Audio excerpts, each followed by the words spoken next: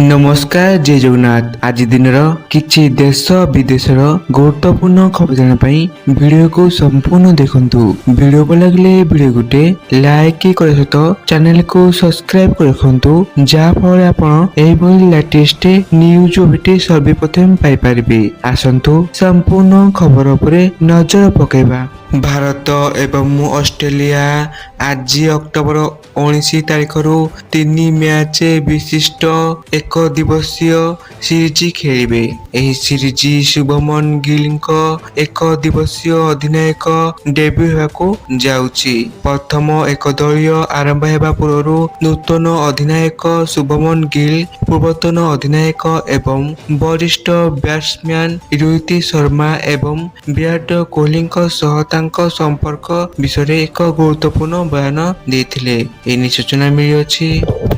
परवर्ती न्यूज भेटी आसंता सोमवार दीपावली स्कूल कॉलेज और विश्वविद्यालय छुट्टी। गणशिक्षा विभाग एवं उच्च शिक्षा विभाग पक्षर जारी है सूचना। दीपावली अतिरिक्त छुट्टी भाव घोषणा कले राज्य सरकार।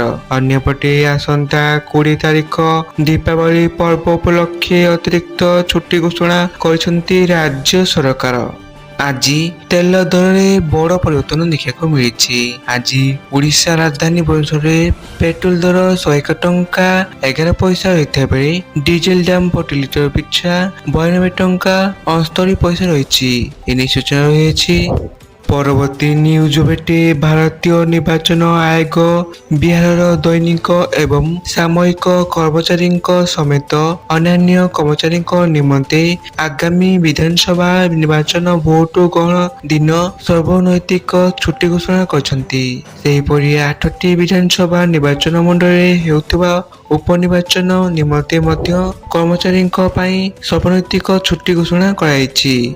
परवर्ती न्यूज भेटे भारत पाणीपाग विभाग आईएमडी अक्टोबर 21 पाखापाखि दक्षिण पूर्व बंगोपसागर एक लघुचाप क्षेत्र सृष्टि हेबार पूर्वानुमान करिछि। एही प्रणाली पश्चिम उत्तर पश्चिम दिगरे गति करिब एवं आगामी 48 घंटा मध्य बंगोपसागर केंद्रीय एवं संलग्न पश्चिम केंद्रीय अंशर एक डिप्रेशन परिणत होई पारे बोली आईएमडी वैज्ञानिक उमा शंकर दास सूचना देइछन्ति। आईएमडी गतकाली जारी पूर्वानुमान अनुसार लघुचाप सृष्टि हेबा पूर्व अक्टोबर 19 तारिख ओडिशा रे पागरे परिवर्तन हेबार संभावना रहिछि, जहा दीपावली समय वर्षा हेबार संभावना वृद्धि करिवो। तेणु किछि समय सुखिला रहिबा परे मालकानगिरी, रायगड़ा, कोरापुट, पुरी, खोर्धा, नयागढ़, गंजाम एवं गजपति समेत दक्षिण एवं उपकूलवर्ती जिला गुड़िकरे पृथक भावरे वर्षा एवं वज्रपात हेबार संभावना रही। परवर्ती न्यूज भेटे आज ओडिशा राजधानी रे केते रही सुना दर आसंतु नजर पकेबा। ओडिशा राजधानी भुवनेश्वर रे 22 काटे सुना दर 10 ग्राम प्रति 1,21,710 टंका होइता बेले 24 काटे सुना मूल्य 10 ग्राम प्रति 1,32,780 टंका रही। सेहीपरि रूपा मूल्य किलो प्रति 1,48,900 टंका रही।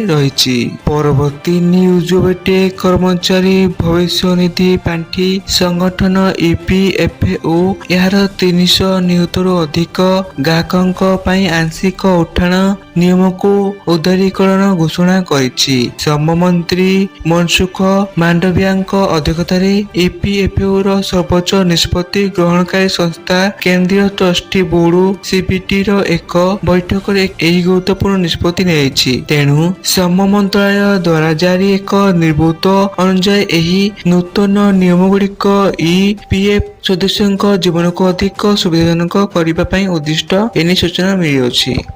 परवर्ती न्यूज भेटी भारतीय सेना रे सामिल हैला 113टी इलेक्ट्रिक बस, जहाँकि सेना यह एक बड़ पदक्षेप। भारतीय सेना 17 अक्टोबर 2025 रे जीबीएम ऑटो लिमिटेड सहित एक चुक्ति स्वाक्षर करथिला, जार मूल्य 130.58 कोटी थिला। यह सेनार प्रथम एपरी क्रय जहाँ प्रधानमंत्री ଇ ଡାଇଭ ପଦକ୍ଷେପ ଅଧୀନରେ ସ୍ୱଚ୍ଛ ଏବଂ ସବୁଜ ପରିବେଶ ଦିଗରେ ଏକ ପ୍ରମୁଖ ପଦକ୍ଷେପ ଏନି ସୂଚନା ମିଳୁଅଛି।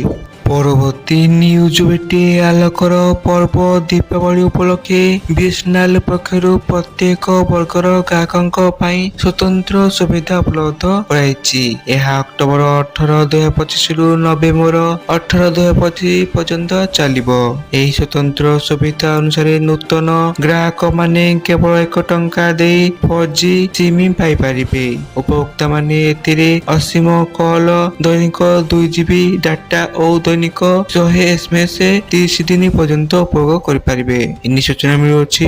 ପରବର୍ତ୍ତୀ ନ୍ୟୁଜ ଭେଟି ମୌସୁମୀ ବିଦାୟ ନେଉଛି କିନ୍ତୁ ଅକ୍ଟୋବର ମାସରେ ପୁଣି ଥରେ ଘାରିଛି ବାତ୍ୟା ଭୟ।